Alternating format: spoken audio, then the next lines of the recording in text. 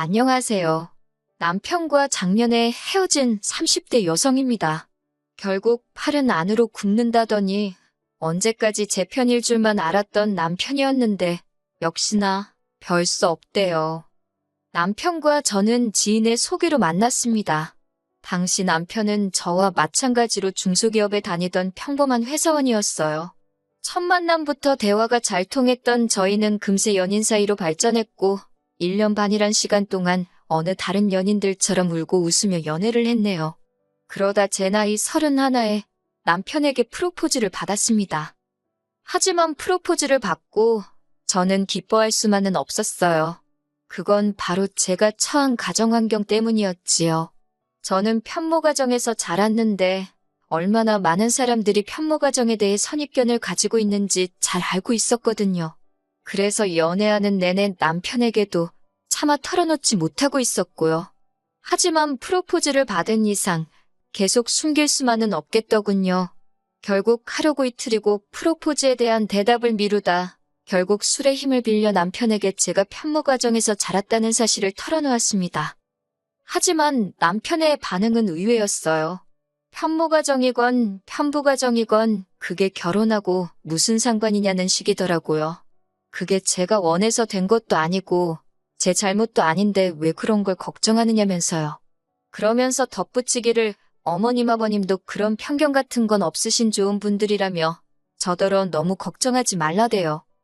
하지만 남편의 예상은 보기 좋게 빗나가 버렸습니다. 역시나 아니나 다를까 저는 어머님의 거센 반대에 부딪히고 말았지요. 어머님께서는 여자 혼자서 애를 키웠다는 사실이 다른 사람들은 어떻게 생각할지 몰라도 당신 눈에는 그다지 좋게만 보이지는 않는다며 찝찝해서 싫다는 표현을 쓰시대요. 생각지도 못한 어머님의 배려 없는 말씀에 너무 속이 상한 저는 저도 모르게 그만 눈물을 보였습니다. 그러자 오히려 남편이 먼저 나서서 어머님더러 그게 무슨 말씀이시냐며 자기야말로 어머니가 이렇게 편협하신 분인 줄 몰랐다고 실망이라고 한마디 하더라고요.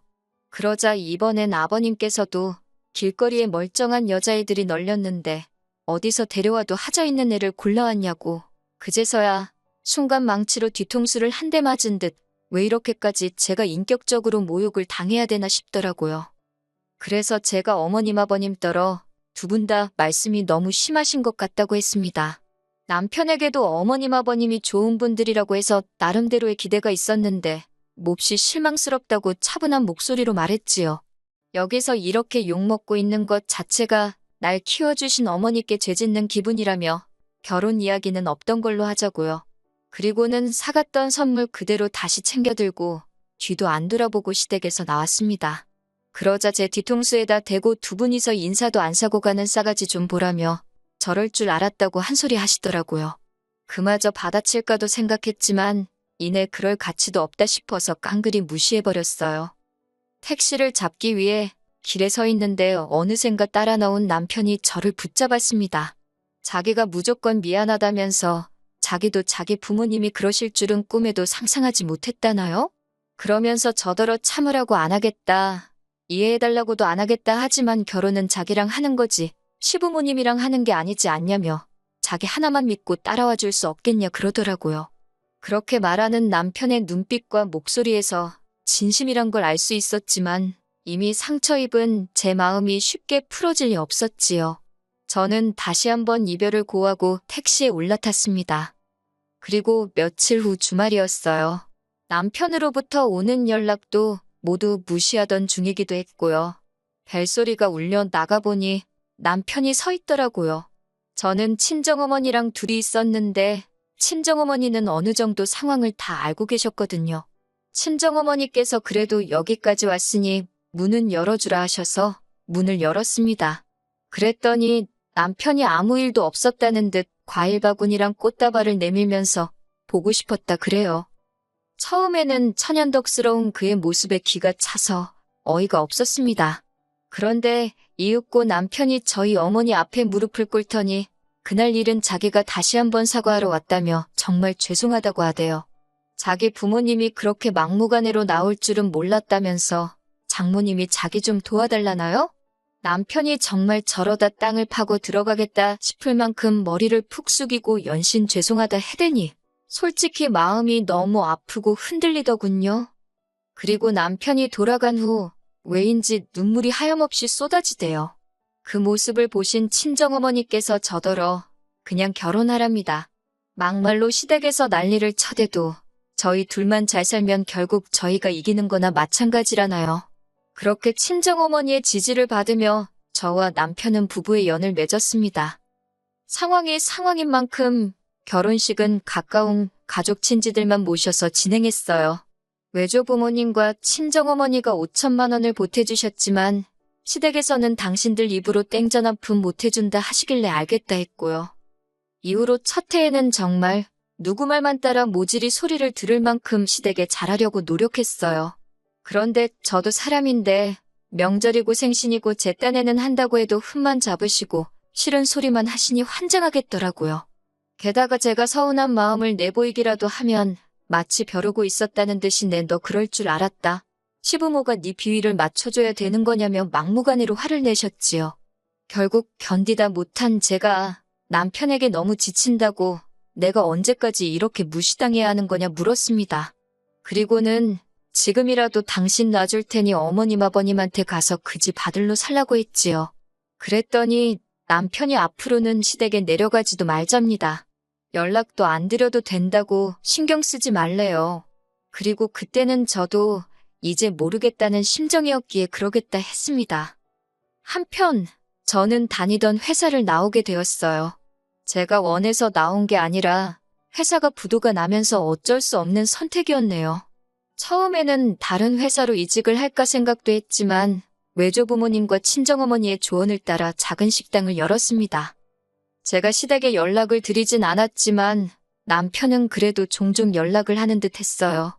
아마 그래서 어머님이 제가 식당을 한다는 사실도 알게 되신 것 같아요.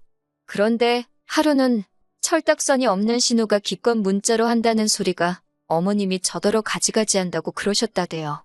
그런 소리라는 어머님이나 그걸 말이라고 전하는 신우이나 한심하기 짝이 없더라고요. 하지만 그럴수록 저는 더 열심히 식당 일에 매진했습니다. 하루에 12시간 이상 일한 날도 많았고 손목과 무릎은 보호대가 없으면 버틸 수 없는 지경에 이르렀달까요. 그럼에도 불구하고 어떻게든 자리를 잡겠다는 욕심에 일을 쉴 때는 동네와 아파트 단지들을 돌아다니며 전단지까지 돌렸어요. 정말이지 제가 할 수 있는 일은 다 한 것 같아요. 물론 남편이 집안일을 도와주긴 했지만 말이 나와서 말이지만 솔직히 어지르는 사람이 있는 것도 아니고 식사도 둘 다 밖에서 해결하는 상황이었으니 남편이 많이 힘들었을 거라고 생각하네요. 무엇보다 초반에 남편은 식당일 자체엔 회의적이었기 때문에 식당일에 있어서는 작은 일도 도와달라 하지 않았습니다. 그리고 노력은 배신을 하지 않는다더니 오픈 6개월 만에 이거저거 다 빼고 제 손에 600 떨어지더라고요. 이후로도 가게 매출은 계속해서 늘어만 갔고 월 평균 1000이 남의 얘기만은 아니었지요. 식당 일에 대한 남편의 태도가 달라진 건 당연했고요. 한편 그렇게 장사한 지 2년쯤 되었을 무렵이었습니다. 하루는 남편이 뜬금없이 하지만 조심스럽게 어머님 아버님이 이제라도 저와 잘 지내고 싶어 하시는 눈치라며 언제 한번 밥이라도 먹으러 가자는 거예요. 그 말을 듣곤 솔직히 오만 가지 생각이 들대요. 드디어 내가 돈도 잘 벌고 하니까 며느리로서 인정해 주시려는 건가 싶으면서 또 그리 생각하니 기분이 썩 좋지는 않았지요. 하지만 남편이 무조건 피하는 게 능사는 아니지 않냐며 한번 부딪히기라도 해봐달라길래 남편을 위해 시댁을 찾게 되었습니다. 하지만 차라리 가지 말 것을 그랬어요. 처음 시작은 나쁘지 않았습니다. 시댁에 도착한 제가 어색하게 자리를 잡고 앉아있으니 어머님께서 먼저 다가와 지난 날은 잊고 이제라도 잘 지내보자며 제 손을 잡아주셨거든요. 순간 감동받았다고 해야 하나 울컥하대요. 하지만 그것도 잠시 뒤이어 이어진 이야기를 듣고 2배로 실망하고 말았습니다. 어머님이 그건 그렇고 신우가 이번에 결혼을 하게 되었는데 집에 돈이 하나도 없다면서 혼수해주게 3천만 원만 달라셨거든요. 저는 허탈한 마음을 내보이며 그렇게는 못해준다 했습니다. 돈이 없다고 할 수도 있었겠지만 그냥 솔직하게 제가 신우 혼수를 해줘야 할 이유를 모르겠다고 했어요. 그랬더니 어머님이 가족끼리 어려울 때 돕고 사는 거 아니냐며 지금이 바로 그때랍니다. 그 말을 듣는데 정말 입안에서 쓴맛이 느껴진다는 게 이런 건가 싶더라고요. 제가 어머님더러 언제 저를 가족으로 대해주셨냐 물었습니다. 처음 인사드리러 온 날부터 바로 지금까지 어머님한테 제가 한 번이라도 가족인 적이 있었냐고요. 하지만 어머님께선 계속해서 억지를 쓰셨습니다.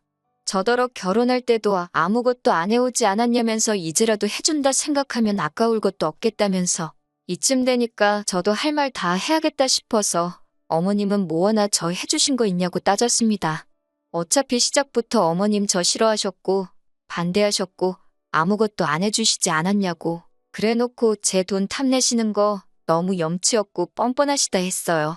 그러자 이번엔 신우가 나서서는 자기는 처음부터 저희 결혼에 반대하고 그런 거 없었으니까 그냥 자기 혼수 좀 해달라나요? 제가 신우한테 아가씨가 중간에서 쓸데없는 말 전달하고 그런 거 내가 모를 줄 아느냐고. 정말 어머님도 그렇고 아가씨도 그렇고 나보기 부끄럽지도 않냐고 쏘아붙였네요. 하지만 무엇보다도 제가 실망했던 건 예전과는 다른 남편의 태도였어요. 이번만큼은 남편이 어쩐 일로 제 편을 들어주지 않더라고요. 그렇다고 제가 있는 데서 어머님 편을 든 것도 아니지만 남편이 중립을 지키려 했다는 사실 자체가 솔직히 제 입장에선 탐탁치 않았고 실망스럽기도 했지요. 결국 시부모님과의 화해는 물 건너갔고 그렇게 집으로 올라오는 길이었습니다. 아까부터 아무 말도 없던 남편이 저더러 이 정도 했으면 된 거 아니냐고 그래요. 무슨 소리냐니까 어머님 아버님이 결혼할 때 반대해서 제 가슴에 한이 맺힌 건 알겠지만 이제 우리 먹고 살만해졌고 시간도 많이 흘렀는데 이참에 해달라는 그깟 3천만 원 해주고 서로 잘 지내면 안 되겠냐 그러더군요. 그동안 자기 중간에서 너무 힘들었다면서 자기를 봐서라도 이번만큼은 어머님 말씀대로 해달라나요? 그 소리를 듣는데 내가 그동안 살부대 끼고 살던 남자가 이 남자 맞나 싶더라고요. 제가 진심이냐 물으니까 자기가 그동안 처가에 잘하지 않았냐고.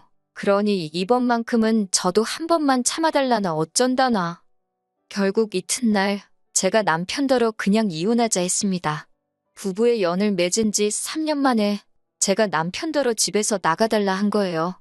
언젠가 시부모님으로부터 진짜 며느리로 인정받으면 혼인신고를 하려고 했는데 그 순간만큼은 인정해주시지 않은 게 그게 그렇게 감사하대요. 그리고 지금은 남남이 된 지 어느덧 반년이 지났습니다. 아무래도 제가 장사를 하고 있기도 했고 남편도 어딘지 잘 알고 있으니 무턱대고 남편 연락을 피할 수만은 없어서 잘 어르고 달래서 어렵게 헤어졌어요. 솔직히 지금도 남편은 잘 지내냐 뭐하냐며 쓸데없는 이유로 연락을 해오곤 하는데 마음 같아선 무시해버리고 싶지만 혹시나 해코지를 하진 않을까 걱정도 되고 해서 조심스럽답니다. 솔직히 다시 누군가를 만나서 사랑할 수 있을 것 같지는 않아요. 그러고 싶지도 않고요. 그저 제가 이만큼 자리 잡고 살 수 있을 때까지 묵묵히 믿고 도와주신 어머니 그리고 외조부모님과 함께 오래오래 건강히 행복하게 살 수 있으면 좋겠다는 그 마음뿐입니다.